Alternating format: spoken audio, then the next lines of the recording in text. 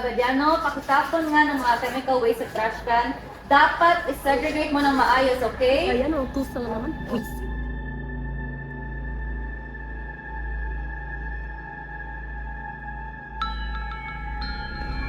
Okay, ma'am.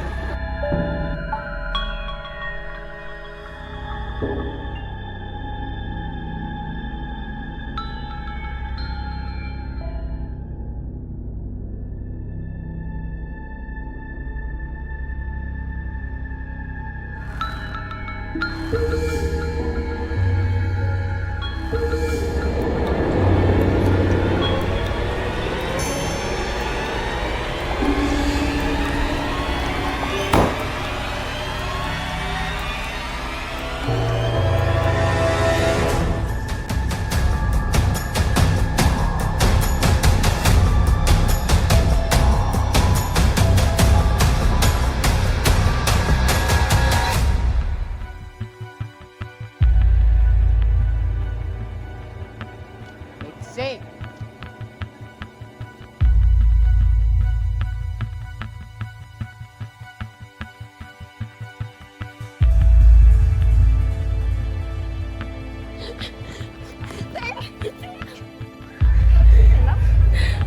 I accidentally lit their fire inside the restroom and hindi ko alam na may tao pala sa loob. Please, tulungan mo naman ako. Dito na naman, okay? Pumunta kami sa mga. Tara, tara.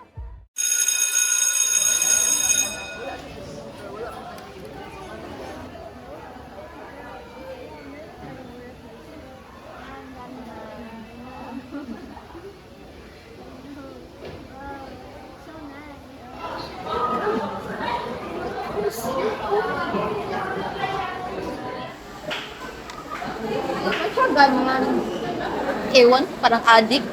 Right? It's wearing jacket, hindi naman malamig. Are you guys still hungry? Let's go buy some food, please. And dun tayo tambay sa may statue. Sige, sige.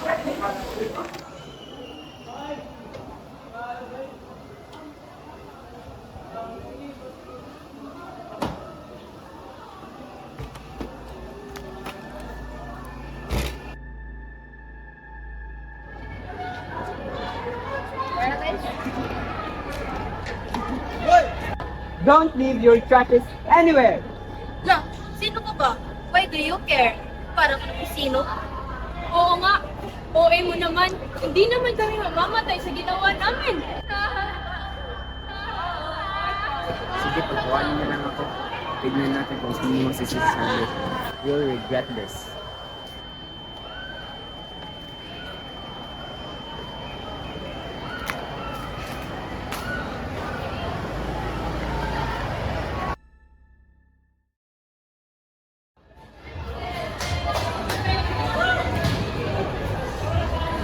Uy, pahingi nga! Saan kayo ito natira? Damot mo naman, nauuhaw na ako. Kayo man yan. Damot nito, kala mo kung sino.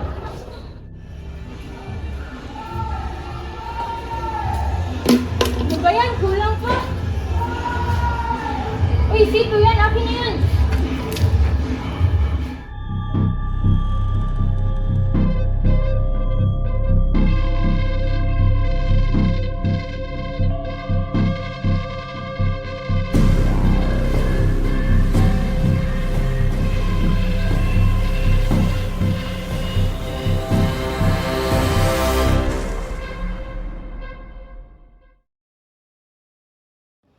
Okay, by the way, everyone, I don't mean to scare anyone here, but I just want to spread awareness.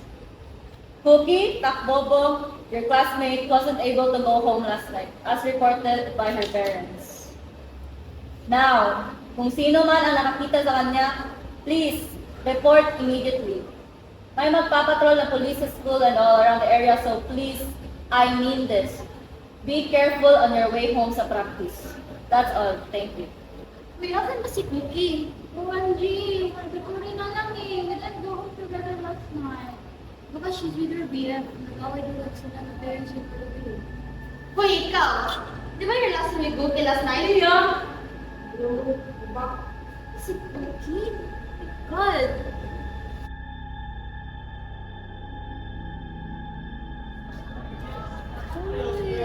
Uy, Chelsea, mauna na pala ako umuwi. Nasabay ko kasi yung jowa ko eh. Wag! Paano naman ako? See you next time. Bye!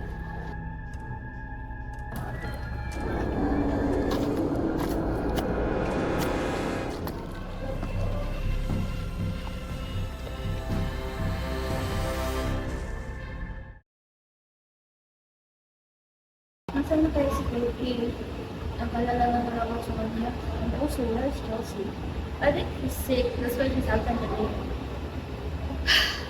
Class, Miss Chelsea Borgonia was reported missing last night. Now, because of this, all practices and events related will be cancelled from now on. Kayong lahat, go home early at dapat may kasama kayo pauwi. Stay safe. I mean it. What? Akala ko ba magkasama kayo pauwi kagabi? We didn't! I was with my boyfriend. Oh no, I should have went home with her. Ba't ko siya iniwan?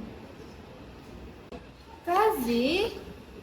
Okay, Kazi, Althea, pakitapon nga yung basura sa labas. Thank you.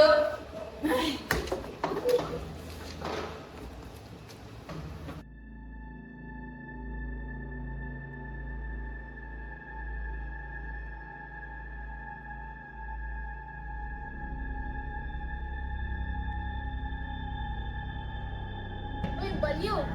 Anong ginagawa mo dyan?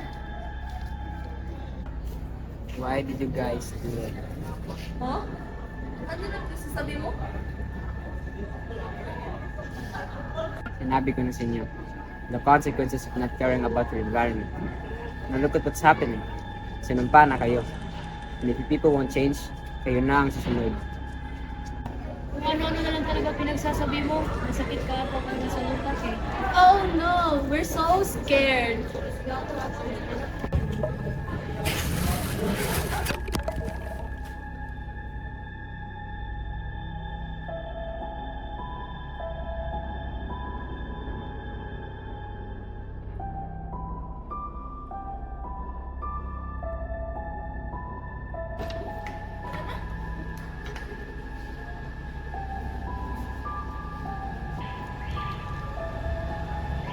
Wait lang, yung phone ko.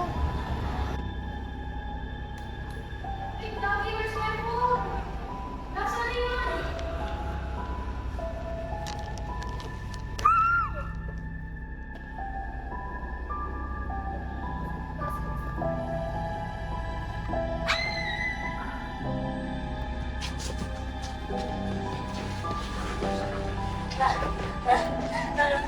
Ano ba kasalanan ko sa'yo?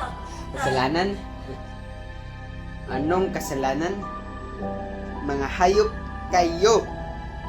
Hindi nyo alam kung gaano kabigat ang mga kasalanan ninyo.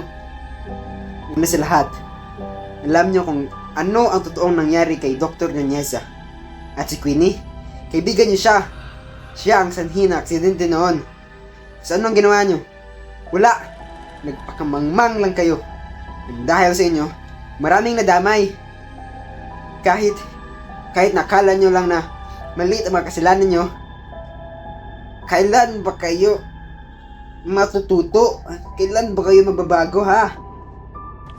When will you fucking learn that you motherfuckers are causing all these things to the environment? And you even killed a fucking person! When will you fucking people change? When?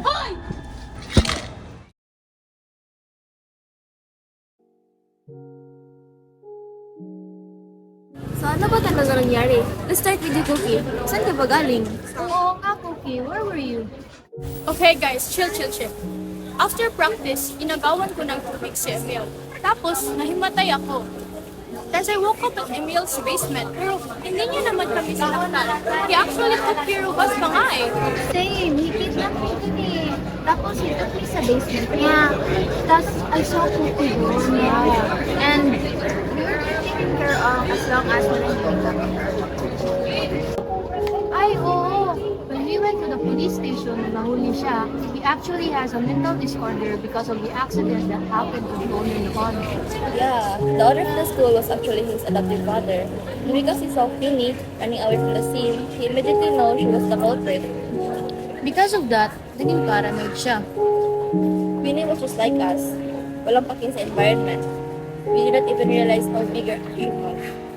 Yeah, I agree. Akala ko talaga yung hobbies natin is, harmless. You had every right to be paranoid, guys. He was a victim. We not only affected the environment, but we're also affecting the people in it. We are living in it. Kung hindi tayo magbabago, every small action can slowly turn into a huge consequence. Huh? I don't want that. I really love this world. If matuluyan talagang masira ang mundo, then it's irreversible. We have to change, guys. We live in this world, yet we are the ones destroying it. Okay, so from now on, don't change.